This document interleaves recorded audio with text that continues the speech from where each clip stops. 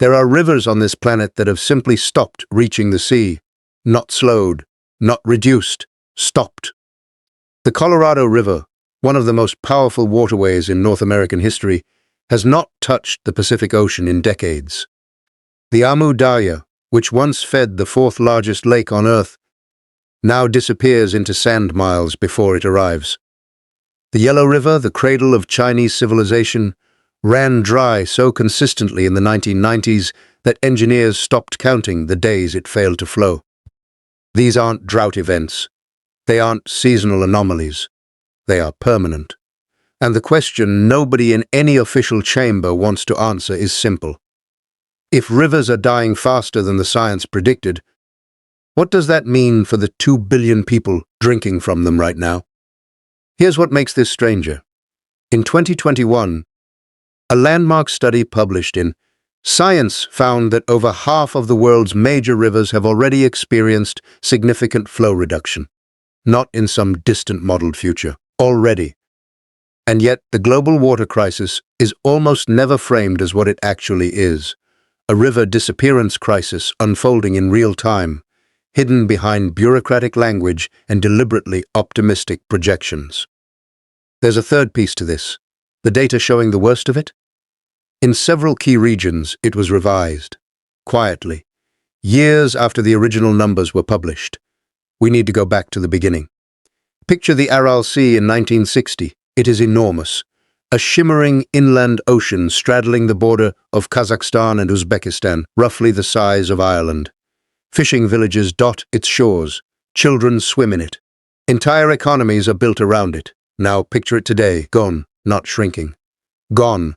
What remains is a toxic desert, white with salt crust, littered with the rusted skeletons of fishing boats sitting miles from the nearest water. Locals call it the Aral Kum, the Aral Desert. It didn't used to be a desert. It used to be a sea. What killed it? 2 rivers, the Amu Darya and the Sea Darya.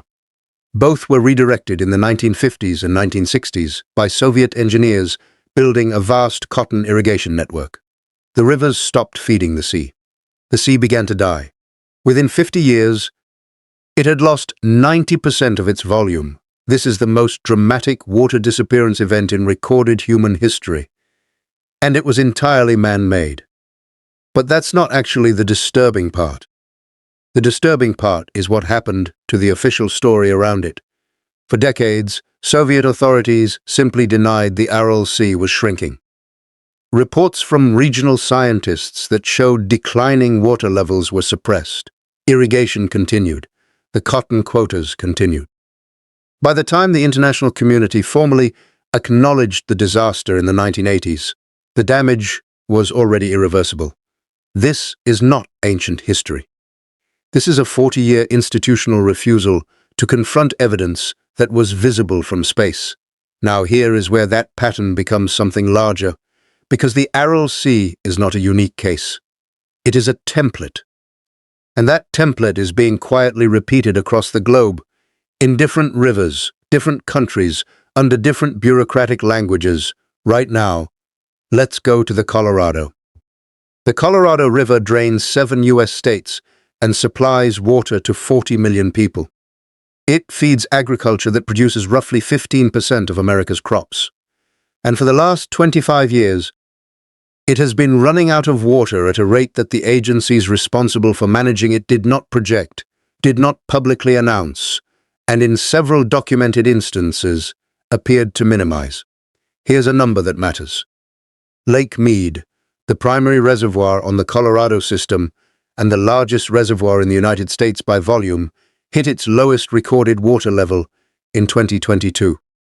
It stood at 27% capacity. That's not a shortage. That's a system approaching structural failure. But what happened next is where the official version starts falling apart. For most of the Colorado's managed history, water allocation was governed by a 1922 compact, the Colorado River Compact, that divided the river's flow between 7 states and Mexico. That compact was based on flow measurements taken during an unusually wet period in the early 20th century. Scientists knew this for decades. The Bureau of Reclamation knew this. water managers in Arizona, Nevada, and California knew this. The compact allocated more water than the river actually produces in a normal year. In some projections, substantially more, and yet the allocations continued. The cities grew. Las Vegas expanded, Phoenix expanded. Alfalfa fields, one of the most water-intensive crops on the planet, continued to be irrigated in the Sonoran Desert using Colorado River water. Think about what that means structurally. A bureaucratic document signed in 1922, based on inflated flow data, legally governs water rights for 40 million people in the driest region of the United States. And for nearly a century, no one in a position of authority chose to formally correct it, not because they didn't know. Because the political cost of knowing was too high. In 2023, after emergency negotiations and federal intervention, the three lower basin states, Arizona, California, and Nevada, agreed to voluntarily reduce their water use. The numbers agreed upon were historic. They were also, according to several independent hydrologists, still not enough to stabilize the system. One researcher put it plainly in a briefing that received almost no mainstream coverage. The cuts necessary to balance the Colorado's supply and demand would require reductions roughly 3 times larger than what was politically negotiated, 3 times larger. And the gap between what the science says and what the agreements deliver, that gap doesn't close. It widens. And this is exactly where the real problem lives. Not in the evidence people see, in the evidence they're not shown. Let's talk about groundwater. Because rivers don't disappear in isolation. When surface water declines, the response, almost universally, is to drill deeper. Pump aquifers. Extract ancient stored water that accumulated over thousands of years of geological time. This water is called fossil water. It does not recharge on any human timeline. Once it's gone, it is gone. The High Plains Aquifer, also called the Ogallala, sits beneath 8 U.S. states and irrigates roughly 30% of all groundwater-fed agriculture in the country. Since large-scale pumping began in the mid-20th century, the Ogallala has lost an estimated 9% of its total volume. In some southern sections, that number exceeds 50%. The state of Kansas is projected to lose 80% of its accessible Ogallala water within 50 years. That's not a forecast. That's current depletion math applied forward. And when that water is gone, when the aquifer is no longer accessible at economically viable depths, the surface farming it supports simply ends. There is no plan for what happens next. Not a public one. Not a funded one, not a credible one. Now move to Asia. The Hindu Kush Himalayan glaciers feed 10 of the world's largest river systems, the Ganges, the Indus, the Brahmaputra, the Mekong, the Yangtze. These rivers supply water to roughly 1.9 billion people, nearly a quarter of the global population. Those glaciers are melting at an accelerating rate. Here's the part that almost no one explains clearly. Melting glaciers do not immediately reduce river flow. Initially, they increase it. The ice melts faster, the rivers run higher, and for a period, measured in years, sometimes decades, water availability can appear to improve. This is called peak water. After peak water, the glacier mass can no longer sustain elevated melt rates. The flow drops. And when it drops below the historical baseline. Below what entire agricultural civilizations were built to expect. Several Himalayan river systems are now past or approaching peak water. A 2023 report from the International Center for Integrated Mountain Development found that Himalayan glaciers are melting approximately 65% faster than in the previous decade. The phrase used in the report was a crisis within a crisis. The outer crisis, climate change accelerating glacier loss. The inner crisis, the timeline to peak water collapse, is arriving faster than models predicted. And the populations downstream, in India, Pakistan, Bangladesh, China, are not being told, in clear terms, what the post-peak water world looks like for them, because what it looks like is this. Rivers that have sustained civilization for 5,000 years begin arriving with less water than the season before. Monsoon patterns, already disrupted by warming, fail to compensate. Groundwater, already over-extracted, cannot bridge the gap. Crop yields fall, food prices climb. Water conflicts, already simmering along borders like the Indus between India and Pakistan, intensify into something governments struggle to contain with diplomatic language. This is not a hypothetical sequence. Elements of it are already active. Pakistan's 2022 floods, often framed purely as a climate event, were also a water management catastrophe years in the making. The Indus system, carrying excess glacial melt, overwhelmed infrastructure that had been built for a different river. 1/3 of the country went underwater. The flood and the drought are not opposites in this story. They are the same story in different phases. But there's one more layer, and this one is harder to look at. In 2015, the World Resources Institute published a map of global water stress.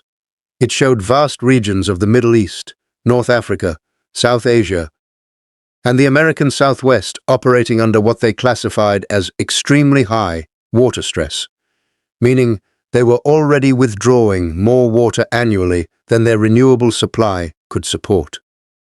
That map has been updated several times since.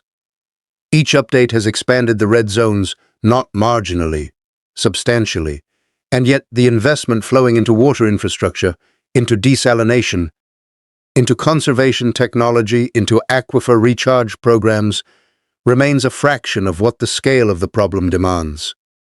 Global military spending in 2023 exceeded $2 trillion. Global investment in water security infrastructure sits somewhere around $30 billion. The math is not complicated. The priorities are not hidden. There is a concept in risk management called normalcy bias.